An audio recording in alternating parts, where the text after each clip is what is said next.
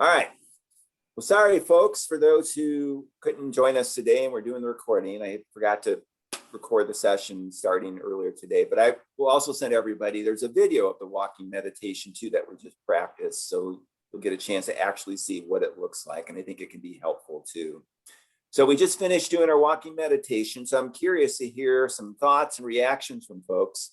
How did this work for you? What did you notice? What were you aware of? What did it feel like for you? To me, it was easy in the beginning, but towards the end, my mind started to wander. So I practiced what you mentioned, to be curious about why my mind was wandering. And it told me, I'm bored.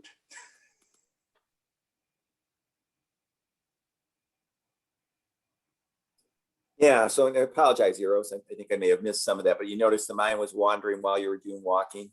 Yeah. And I was curious. You said to be curious. Why am I wondering about other things? And that the answer to me, I was getting bored. Yeah, so feeling bored, right? Yeah, and I know you walk quite a bit too, and so I'm guessing you're usually walking at a pretty good pace. Did you find that that was hard for you to slow it down and just really kind of take slower, deliberate movements, or was that not? In the beginning, it was easy because I was concentrating on walking slow. But yeah, towards the end, I noticed I was walking a little faster because I was being less forceful about concentrating on being slow. And that's when the mind started to wander to other thoughts. Right. So maybe just practice being the here and now, as you mentioned. Sure. Yep. And that'll come. That'll come. Absolutely. Yeah, I would like to say, like it's interesting for me. Thoughts were not a problem. I mean, I concentrated on my breathing, and that helped.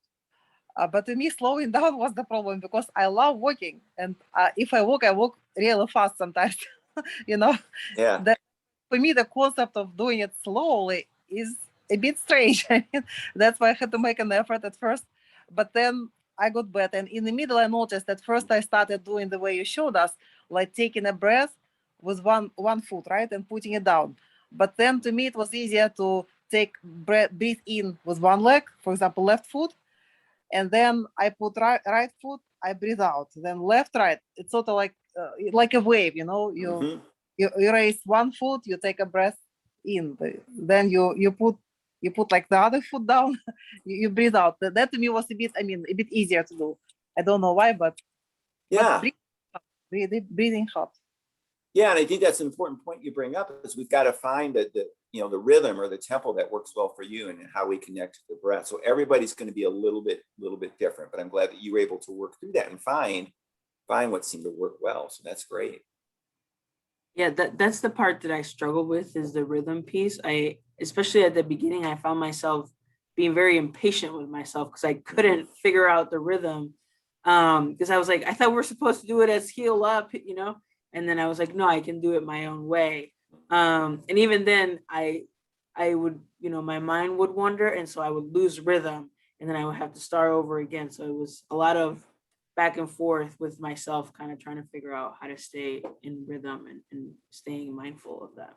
Yeah, absolutely, Stephanie. And I think, I know it's when I first did this one too, that was a part I had to really kind of figure out a little bit is, how do I get going in a flow that seems to work really well. So, yeah. Can folks see themselves maybe trying to use this one? I mean, could you think of how it might be helpful for you in your day? Yeah, I definitely see that. I would like to use this one because this is so natural for me, because walking is something which is like easy to do, and it feels like exercise at the beginning, right?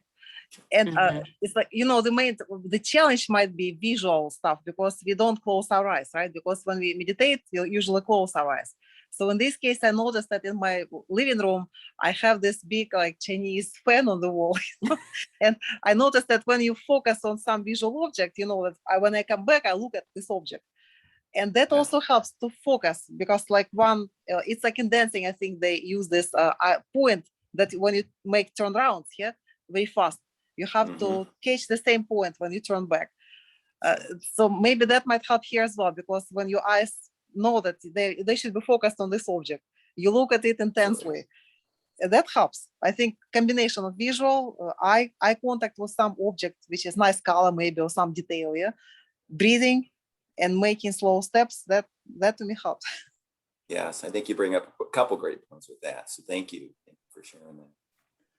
We used to do, go ahead. No, please, Stephanie. I was gonna say, we used to do this for softball where our coach would be like, all right, take your cleats off, take your socks off, and go out in the outfield and just walk around the outfield and be mindful for a few minutes before coming back and starting practice. And so I can see myself doing that maybe on the quad or something, where I can just kind of walk around and feel the grass, especially now that it is nicer weather. So I can see myself doing that where I'm at a park or something like that with grass. Yeah. And some might find it easier to be outdoors, like you said, in that kind of setting too. And the other piece you brought up, Stephanie, which I should have mentioned at the beginning too, if you think taking your shoes off so you can actually feel the ground beneath you a little bit easier, you can try it that way too, see if that helps.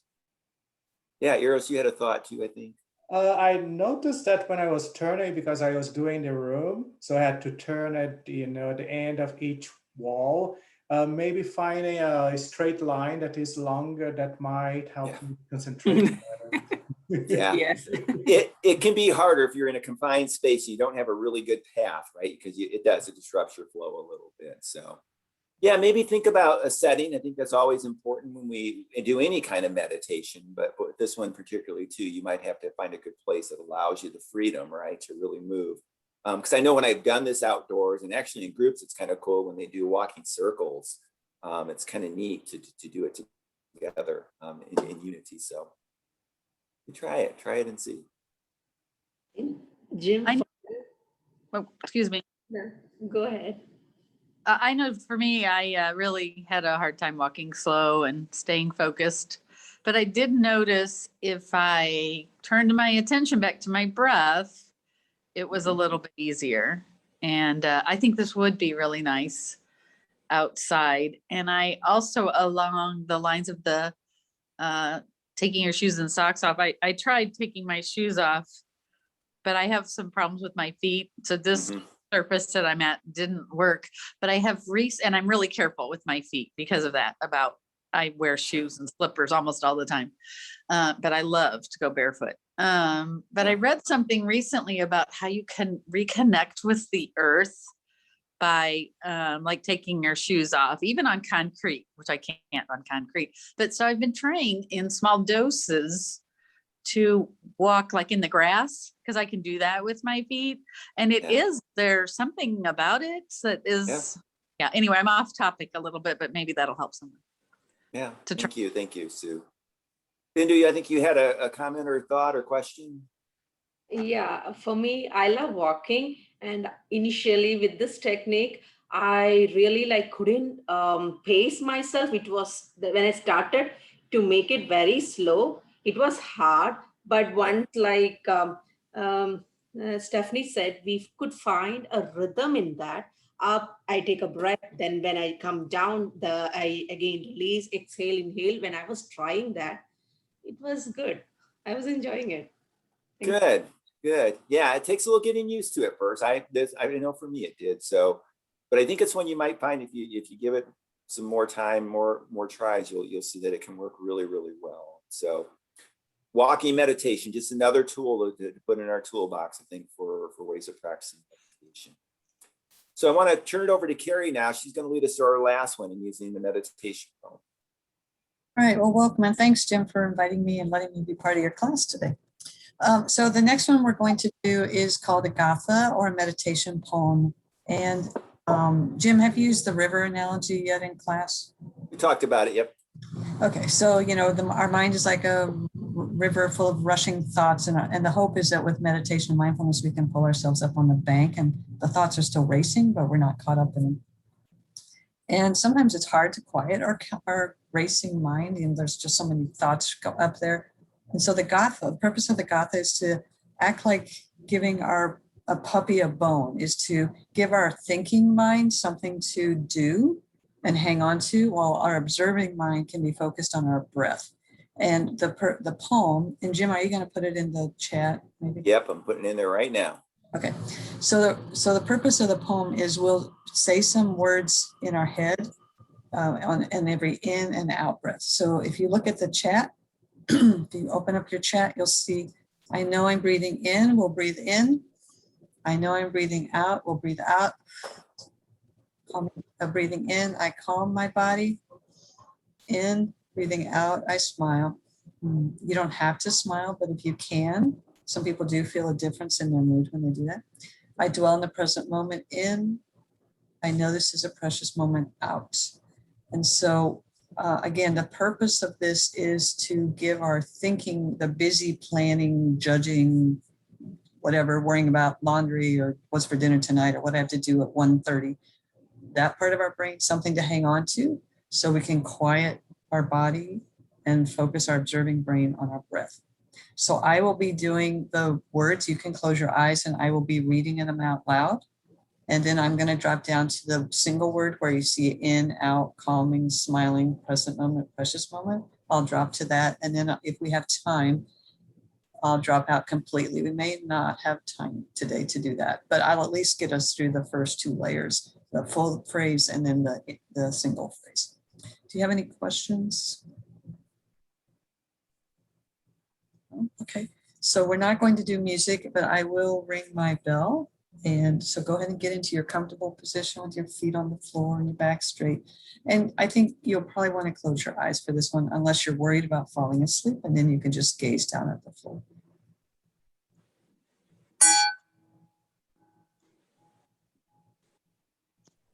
So in your comfortable position, let's begin. I know I'm breathing in, so inhale.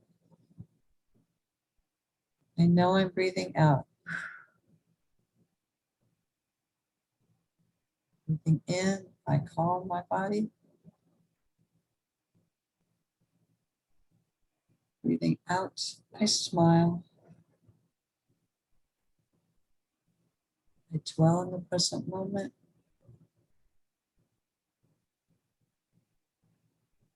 I know this is a precious moment. I know I'm breathing in.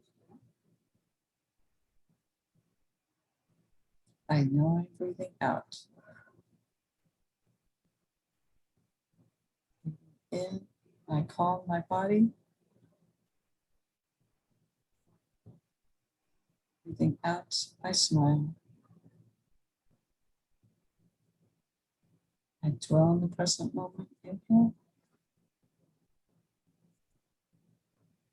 I know this is a precious moment. Exhale. I know I'm breathing in. I know I'm breathing out. Breathing in, I calm my body.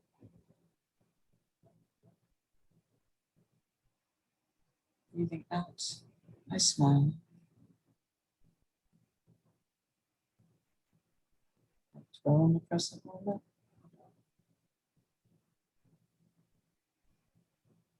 I know this is a precious moment. In,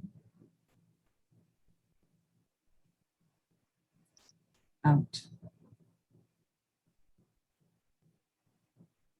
calming, smiling, present moment,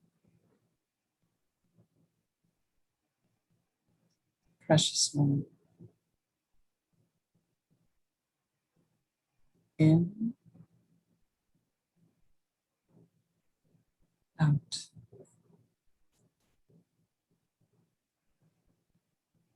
calming, smiling, present moment,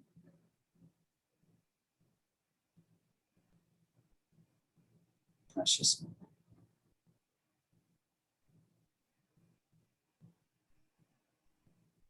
In,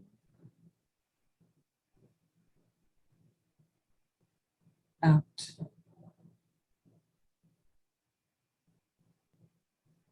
Calm.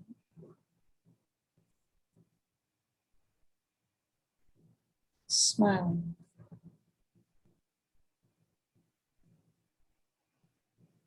Present moment.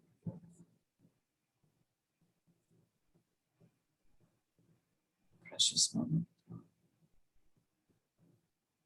Now see if you can say the word silently in your head.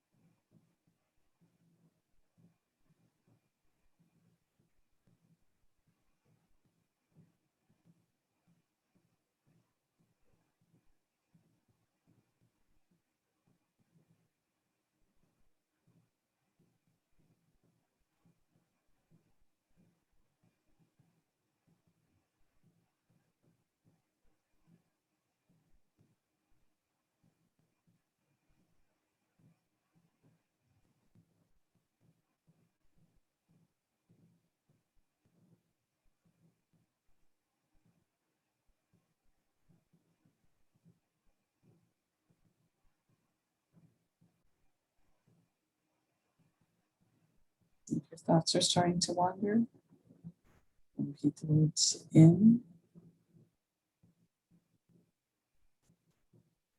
out. Calm.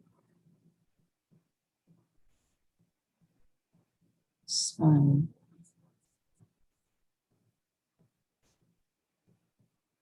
Present moment. Precious moment. Last time. In, out.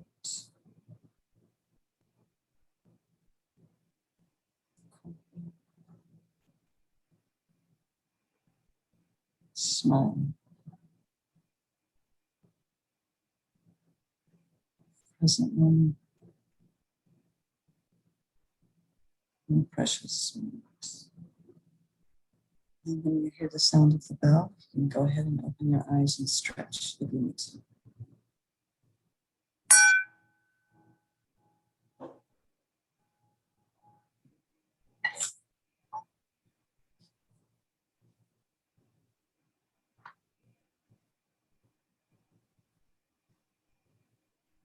Would anyone like to share how that was for them?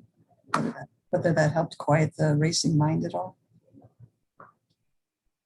Eros, you're shaking your head. Yeah, I almost fell asleep. Mhm. I felt like I was able to, like, some thoughts coming in when I'm thinking this with a smile.